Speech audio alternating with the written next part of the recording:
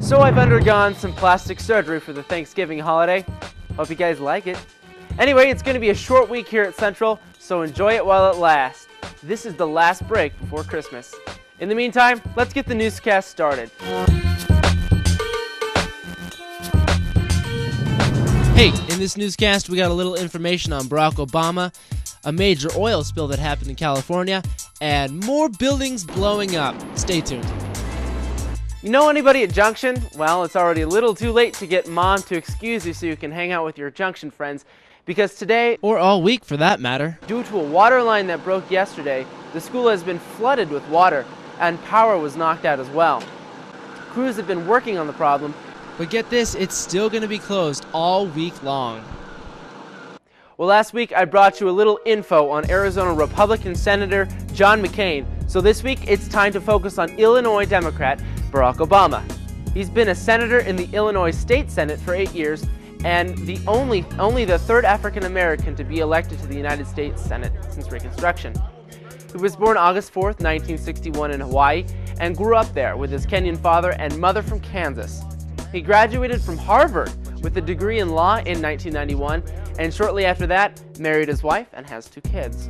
Obama believes that politics have gotten too polarized to accomplish anything at all.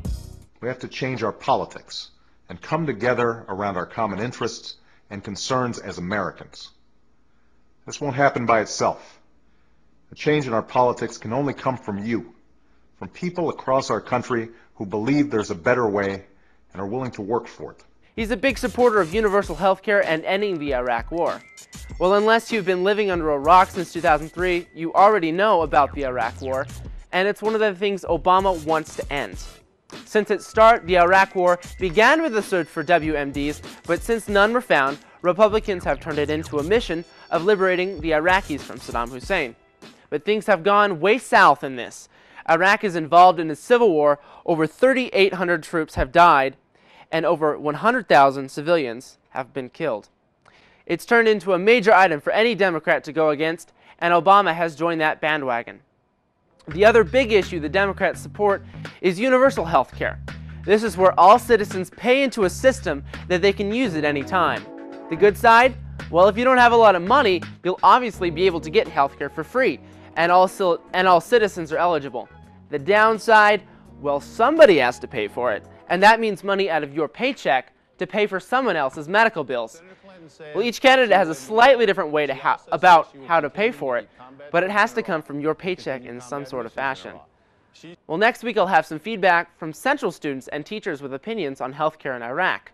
Well, you can help out your country by joining the military, as some of you are doing, or you can also be green, or you can be both, or you can stand in front of a green screen. You can do a lot of different things. Well, here's some quick facts you might want to remember. If you drive to work 5 miles a day and don't recycle a darn thing, you could be putting as much as 15,000 pounds of CO2 into our atmosphere per year. So we got a lot of people here in the US that pollute. Data puts America at the top of countries that pollute. No, not China or India. And if you look at the Los Angeles skyline, you might be able to see why. LA has the worst air quality in the world. So what can you do? Well, cleaning up the central courtyard is a great place to start.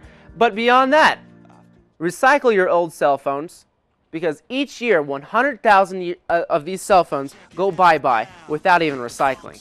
Don't worry, I'm getting a new cell phone. Well, while you're making hoops in class, get the paper into the recycle bin, not the trash can. Recycle bottles. Take your printer cartridges in to be reused. All of these things can help out a lot. Also, if you have a green project you're trying to get started, let me know so I can show all of Central how you're helping the planet. You can reach me at kchstv@gmail.com. That's kchstv@gmail.com. Well, speaking of the environment, the entire crew of the cargo ship that caused a massive oil spill is being held for questioning. They're being detained as part of a criminal investigation. The Coast Guard says they'll be released once they talk with federal authorities. The spill happened in the Bay Area last Wednesday. Crews are still working to clean it up.